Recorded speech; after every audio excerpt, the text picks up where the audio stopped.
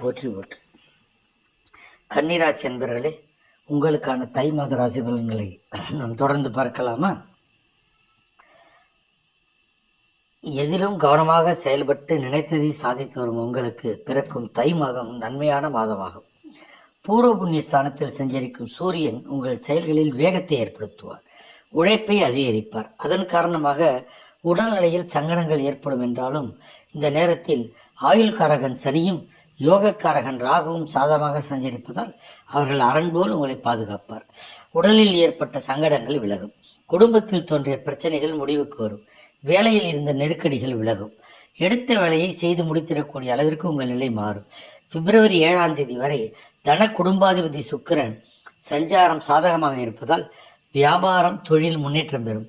கையில் பணம் புழங்கும். கணவன் மனைவிக்குள் இணக்கமான நிலை இருக்கும். பிள்ளைகள் நலனில் அக்கறை உண்டாகும். பொன்பொருள் சேரும். சிலர் புதிய வாகனம் வாங்குவர். மாதத்தின் பிற்பகுதியில் எதிர்பார்த்த ஒப்பந்தம் கையெழுத்தாகும். வருமானத்தை வைத்து புதிய முயற்சியில் ஈடுபடுவதுடன் வியாபாரத்தை விரிவுபடுத்துவீர்கள். மாணவர்களுக்கு படிப்பில் அக்கறை கூடும். நீங்கள் சிதம்பரம் நடராஜரை வழிபட வாழ்க்கையில் நன்மை உண்டாகும். வாழ்க வளமுடன். சிவாய.